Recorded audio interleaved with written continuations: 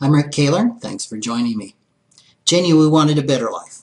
Upon graduating from college with an undergraduate degree in English, she took a teaching job paying 1,000 renminbi, or RMB, which is $150 per month.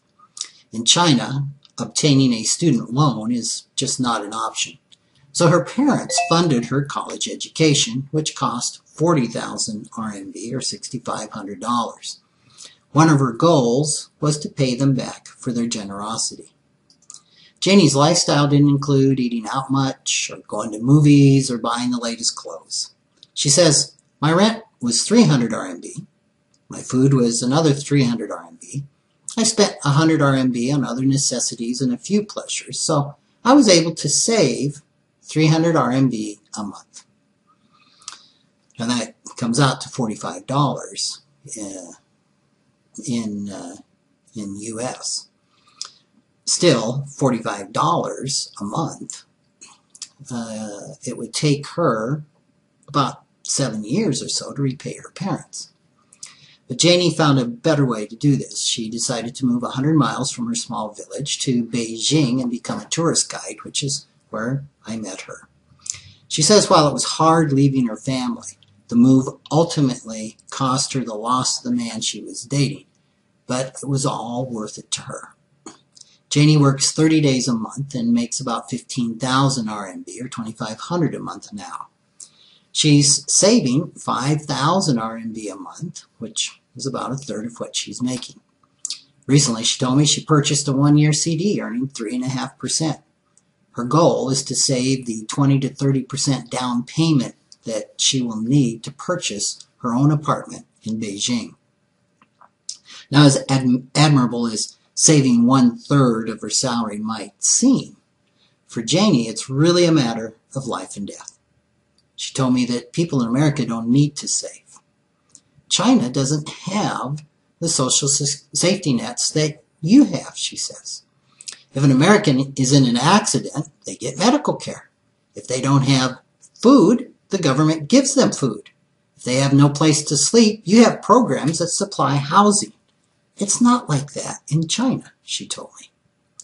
Now, this lack of social services means low tax rates.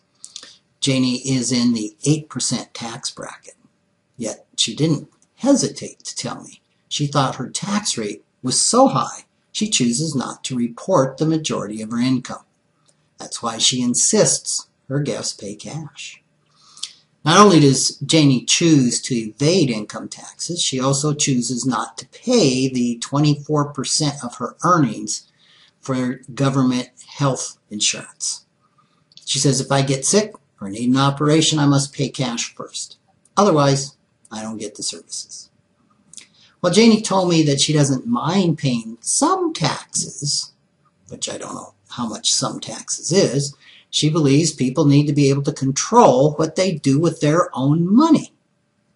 I told her that she was talking like a capitalist. She responded, I am a capitalist. She told me the top tax bracket in China is 40%.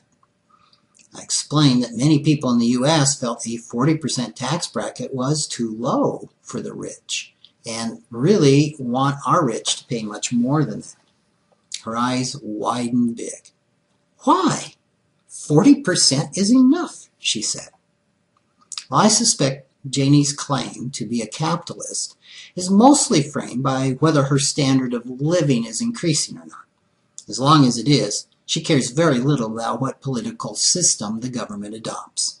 She sees little connection between a country's economy and whether it's communist, socialist, or a democracy. Over the past 30 years, we know that China has moved from a very strict communistic society to one that is more socialist. Janie thinks the move has resulted in a great improvement in the average lifestyle, and it has. Yet, about 75% of the largest Chinese companies are owned by the government. And it's no coincidence that 95% of the Chinese billionaires are children of government officials. This underscores an often forgotten result of socialism. It's the members of the ruling class who become the extraordinarily rich. Thanks for joining me.